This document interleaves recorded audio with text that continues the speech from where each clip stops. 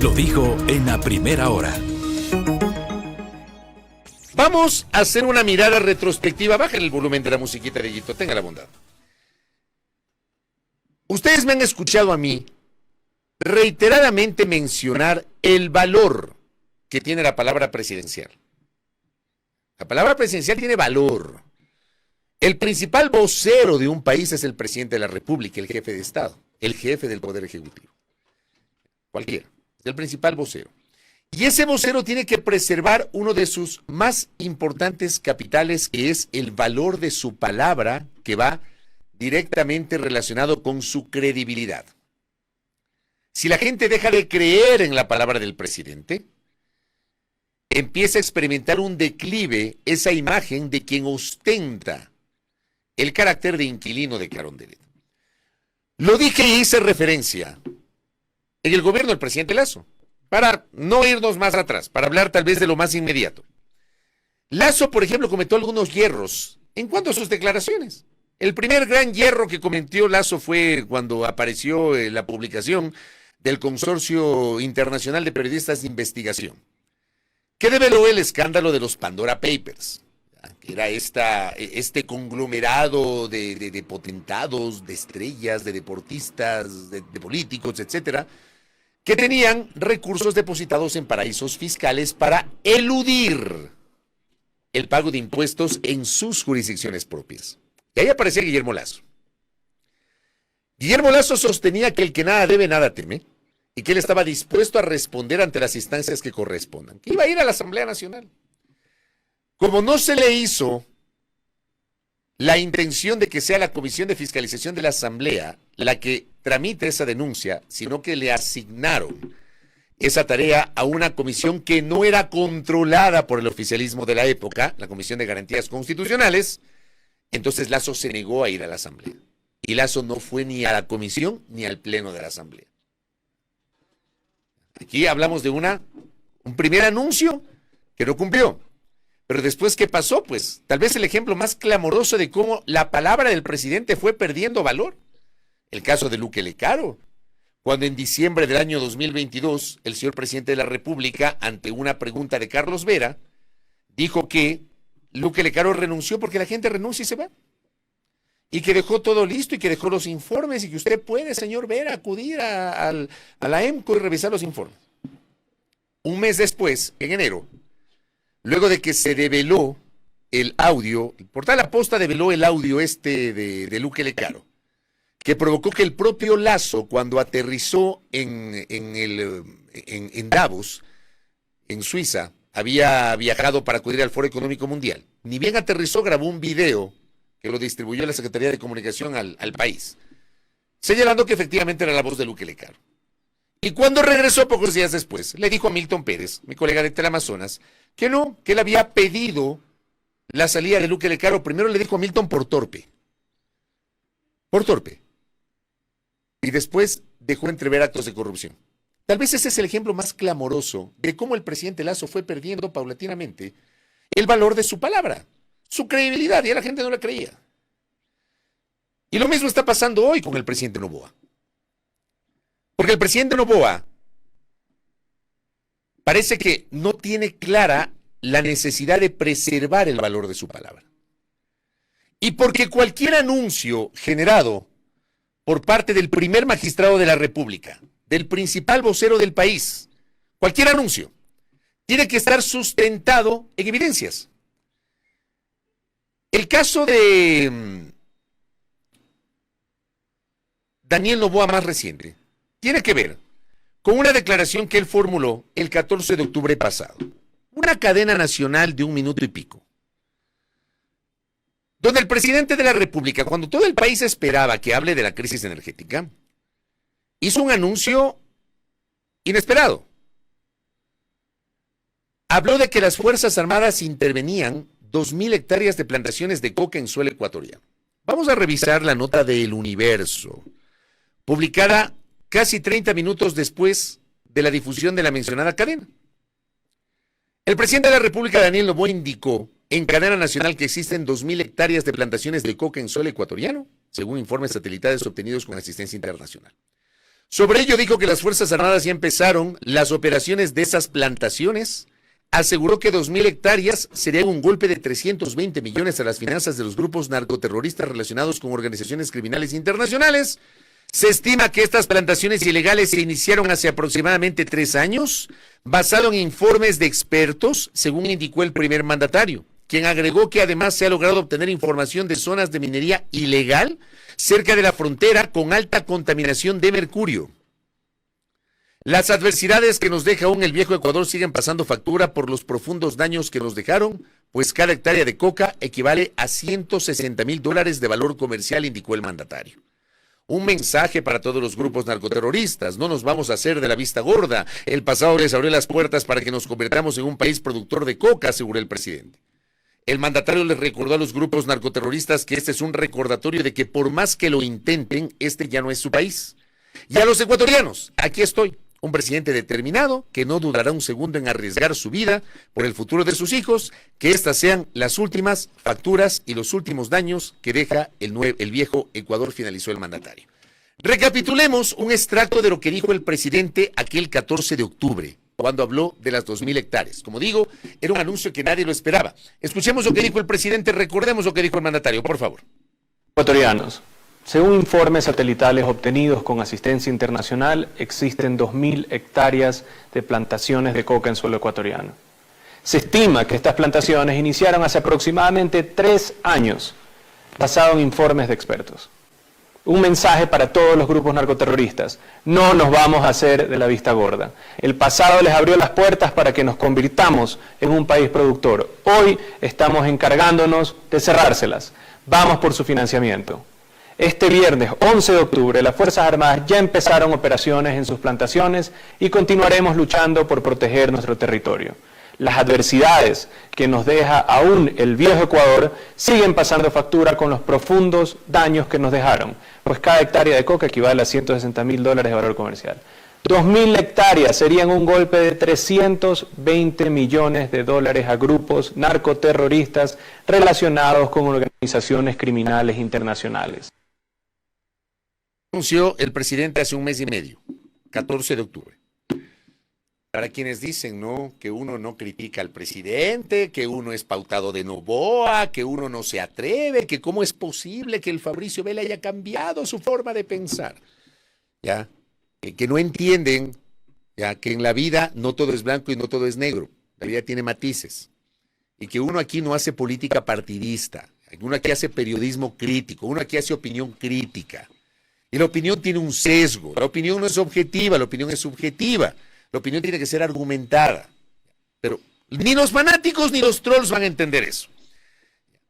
Pero esa misma noche, yo publiqué en mi cuenta de X: si el presidente decidió hablarle al país, su mensaje debía responder a la grave crisis eléctrica. ¿Por qué? Todo el mundo estaba esperando que el presidente diga algo de la crisis. Octubre, hace mes y medio. El presidente guardó un prolongado silencio de varios días. Y cuando se anunció la cadena, todos pensábamos que el presidente iba a hablar de la crisis energética. Y se manda este anuncio. Y decía yo: en su lugar mencionó narcotráfico, sembríos de coca y minería ilegal sin respaldos tangibles más allá del discurso, porque no los presentó el presidente. No presentó los reportes satelitales, no estuvo acompañado del jefe del Comando Conjunto de las Fuerzas Armadas, no estuvo acompañado del comandante del Ejército Ecuatoriano, no estuvo acompañado del comandante general de la Policía. Entonces yo planteo un interrogante: ¿distractor? Si era el objetivo, difícil que funcione. ¿Por qué? Porque el país estaba pendiente de los racionamientos energéticos. Porque si bien es cierto, había que tomar como referencia la declaración del presidente para publicar la noticia y luego contrastar con opiniones de especialistas, muchos de los cuales, que fueron recogidos por algunos medios colegas, dieron cuenta que no había evidencias de las 2.000 hectáreas, el país no dejó de ver lo que estaba pasando con la crisis energética. ¿Qué ocurre un mes y medio después? Resulta que el comandante general de la Policía Nacional, el señor general Víctor Zárate, acude a la comisión ocasional del Parlamento ecuatoriano que tramite el proyecto de reforma parcial a la Constitución para permitir la presencia de bases militares extranjeras en suelo ecuatoriano. Y ante la pregunta que le hacen los legisladores, un legislador o legisladora, sobre las 2.000 hectáreas, el comandante Zárate hace una revelación. dice que han encontrado apenas 7 hectáreas. Revelación del señor comandante. Escuchemos al comandante, por favor, recapitulemos eso. Bueno, entiendo que fue de un satélite abierto y esa información lo estaban manipulando, o lo estaban, no manipulando, perdón, lo estaban verificando Fuerzas Armadas a través de las coordenadas. Y ellos identificaron que no había las 2.000 hectáreas como tal, se manifestó, sino encontraron 7 hectáreas por un lado, y esa pregunta solicito. Si no participó en la inspección. Encontraron solo 7 hectáreas, dijo el comandante Zárate. De 2000 a 7 o de 7 a 2000 hay un océano de distancia. Hay una distancia sideral, espacial, hay años luz de distancia entre 7 y 2000 hectáreas. Por eso en su momento hubimos quienes sugerimos, planteamos que semejante anuncio tenía que haber acompañado de evidencias, de pruebas, de sustento técnico. Como ese un montón de anuncios. Y estas cosas perjudican la credibilidad y el valor de la palabra del presidente de la República. Me parece que no se dan cuenta de eso. ¿Ya? Pero así como esto perjudica al presidente, ¿ya? Ahora me voy al otro extremo. ¿Ya? Ahora me van a decir pautero de Noboa. ¿Ya? Ahora los más radicales de aquella tendencia política que hoy se ha convertido en el sostén de la vicepresidenta me van a decir pautero de Noboa. ¿Ya? Primero soy correísta por osar criticar al presidente de la República, ahora voy a ser pautero del presidente. Porque lo que hace la señora vicepresidenta de la República, lo que hace con la mano termina borrando con el codo. En este espacio, y yo les planteo escuchar bien mis palabras y les planteo despojarse un poquito de la pasión y tratar de asumir con algo de lógica lo que voy a comentar. En este espacio durante un año, ¿quién les habla? Un año, desde el 24 de noviembre del año pasado. Cuando el presidente de la República le asigna las funciones de embajadora, primero como representante para la paz y después como embajadora extraordinaria y plenipotenciaria ante el Estado de Israel, a Verónica Abad, en este espacio, quienes me siguen permanentemente, les consta que he sido crítico del trato que ha recibido Verónica Abad. No he cuestionado el derecho constitucional del presidente a asignarle funciones a la vicepresidenta. Insisto, yo no he visto hasta hoy una demanda de inconstitucionalidad que haya presentado Abad o a alguien porque el presidente le asignó la función de embajadora. Porque está claro que la decisión del presidente puede no gustar y podemos discutir desde lo político, pero termina siendo constitucional porque es una atribución del presidente asignarle funciones. Que discutamos lo político. Pero está claro que desde el primer día el presidente se la quiso sacar de encima. E incluso él en una declaración dijo que la pudo haber mandado a la Antártida. ¿Se acuerdan? Durante todo este año, a mí me han escuchado, a este periodista le han escuchado, criticar abiertamente la manera como ha sido tratada Verónica Abad.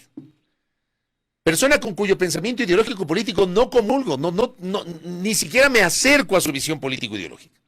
Aquí no se trata de eso, se trata de ser un poquito lógico y de hacer un análisis de cómo ella ha sido maltratada. Y tal vez el episodio más evidente de ese maltrato fue cuando en marzo detuvieron a su hijo y le abrieron un proceso que termina llamándose el caso Nene, por un supuesto delito de tráfico de influencias en la vicepresidencia de la República. Y la vicepresidenta reveló que no le permitieron venir unos días al Ecuador a visitar a su hijo. ¿Ya? Ese tal vez es uno de los episodios más cuestionables, que va de la mano con estas evidencias de que sí ha sido objeto de violencia política la señora vicepresidenta de la República. Y ha habido 3 elementos, internos y externos, que han develado la forma como desesperadamente se la han querido sacar de encima. El primero, la denuncia del señor Juan Esteban Guarderas, consejero del Consejo de Participación Ciudadana y Control Social, que por supuesto con su actitud selectiva denuncia solo lo que conviene. Entonces acudió muy diligentemente al Tribunal Contencioso Electoral a denunciarle a Verónica Abad por supuestamente haber hecho campaña electoral anticipada cuando era candidata a la alcaldía de Cuenca de cara a las elecciones de febrero del 2023. Que también a mí me escucharon criticar la presentación de esa denuncia. Porque fue una denuncia selectiva. Para tratar de camuflar le metieron 2 candidatos más, de los cuales nadie se acuerda. El uno de Tungurahua y el otro no me acuerdo de dónde es. ¿Ya? Nadie se acuerda de eso. Se acuerdan de Verónica Abad. y le presentan una denuncia por infracción electoral muy grave. ¿Cuál es la sanción por infracción electoral muy grave? La destitución. Porque pierde los derechos políticos. Y si pierdes los derechos políticos no puedes ejercer un cargo público. Entonces, señor Guarderas, desde mi punto de vista, con un enorme tufo de oportunismo político, acudió al Tribunal Contencioso Electoral a presentar esa denuncia, muy diligentemente, justo contra el señor Abad. El segundo episodio, la Fiscalía, muy diligentemente, pretendió vincular a la vicepresidenta de la República en el caso Nene, para lo cual le pidieron autorización. La Corte Nacional de Justicia le pidió autorización a la Asamblea Nacional para que la puedan enjuiciar penalmente a la vicepresidenta de la República. ¿Cuál era el objetivo? Sacársela de encima. La Asamblea no dio paso a aquello. Segundo elemento. Y tercer elemento, el insólito sumario administrativo, desde mi punto de vista, inconstitucional, ilegal, antirreglamentario, desproporcionado, en contra de la vicepresidenta de la República porque supuestamente faltó al trabajo 9 días, cuando tenía que haberse presentado en Ankara, Turquía, el día 1 y llegó el día 9, una semana después. Y por eso le abrieron un sumario administrativo a la vicepresidenta, porque era embajadora, pero se olvidan de que su función natural es la vicepresidencia. Y la Constitución establece las causales de sanción para quien ostenta la segunda magistratura del país, pero se pasaron por encima de lo que dice la Constitución. Y luego le aplican una sanción completamente desproporcionada que no existe en ninguna legislación. Por eso el papelón del viernes pasado del abogado que representó al Ministerio de Trabajo. Ya, todo eso me han escuchado a mí, todo eso, yo no voy a cambiar mi forma de pensar. Pero por otra parte también me han escuchado a mí cuestionar las declaraciones sucesivas que hace la señora Verónica Abad y que no abonan para nada a la estabilidad política del país ni a su propia situación. Porque yo no puedo concebir que una persona que se va a quedar un mes en la presidencia de la República anuncie que va a bajar el IVA, que va a revisar el acuerdo con el Fondo Monetario Internacional, en un alarde, perdónenme, de desconocimiento de cómo funcionan las normativas y cómo se hace política, con una intención de vender humo y de generar polémica. Y yo sí creo que esas declaraciones terminan siendo conspirativas. ¿Y saben por qué les digo esto? Porque vamos a suponer que la acción de protección le da la razón como creo que debería ser. Porque la justicia debería darle la razón a la señora Abad. Porque esa sanción del Ministerio de Trabajo es inconstitucional y es ilegal.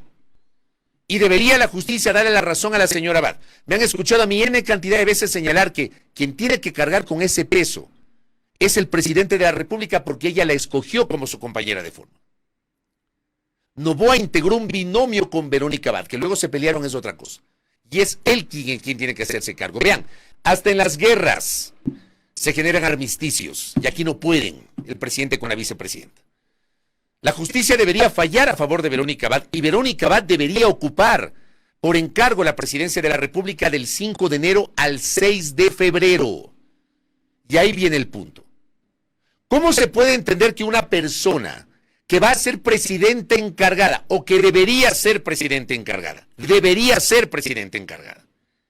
del 5 de enero al 6 de febrero, que es el tiempo que dura la campaña electoral?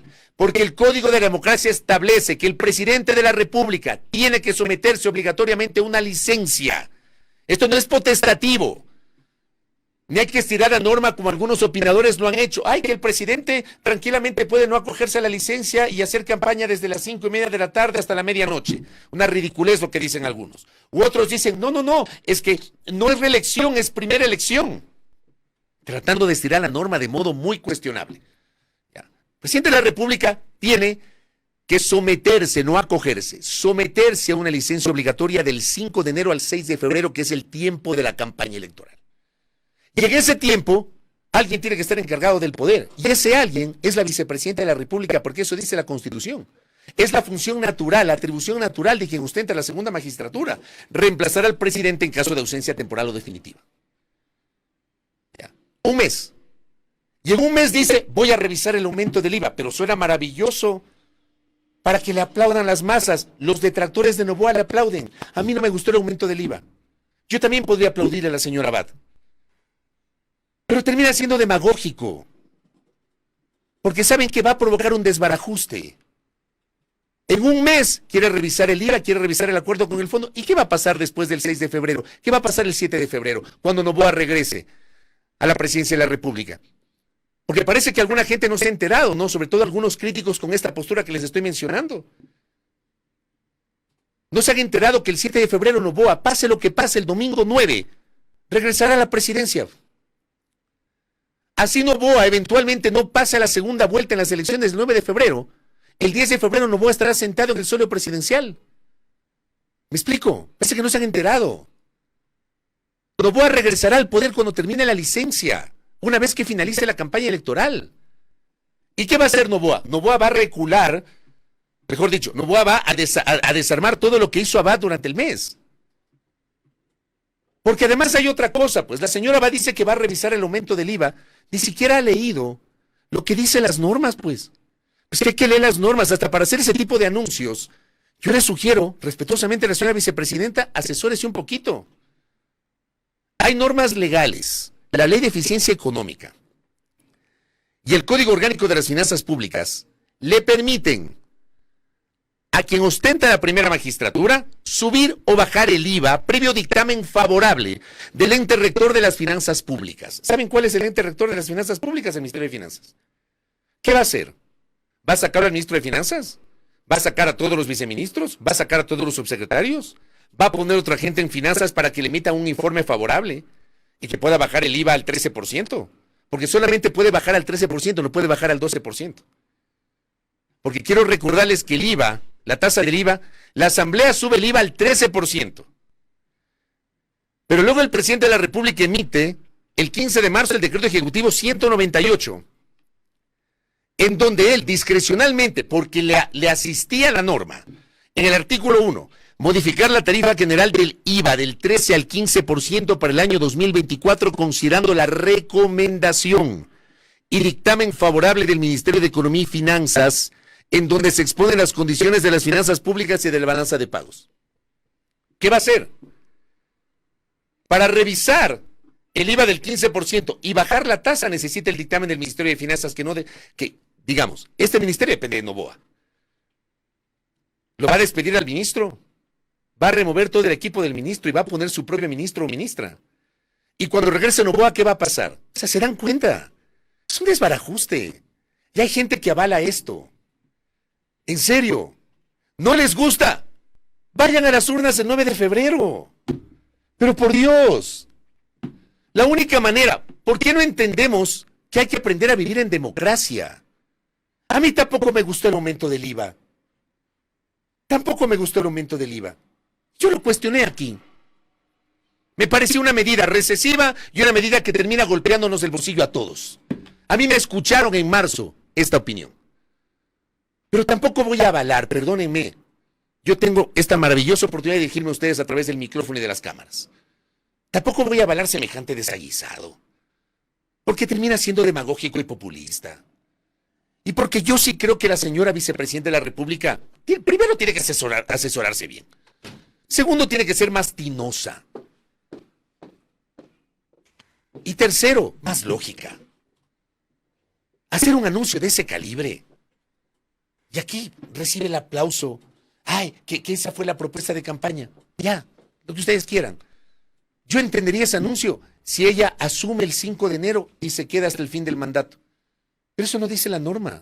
La norma dice que ella será presidenta encargada mientras dure la campaña. Entonces, tengamos un poquito de lógica. Yo les planteo eso respetuosamente. Aquí no se trata de defender a Noboa o defender a Abad según el caso. Se trata de tener un poquito de lógica, de entender cómo funciona el manejo de lo público, de entender que hay que aprender a vivir en democracia. Hablando de democracia, un ex asesor, un ex consejero ad honorem, que luego fue consejero de gobierno y que estuvo metido en algunas cosas en algunos chanchullos, ¿ya? Y que ahora se las da de académico, plantea que cierren la asamblea, que hay que desaparecer la asamblea. Esta gente que se llena la boca hablando de democracia quieren cerrar el poder legislativo. ¿Qué quieren? ¿Una dictadura? Es igualito, los unos y los otros son exactamente iguales. Vean, vayan a las urnas el 9 de febrero.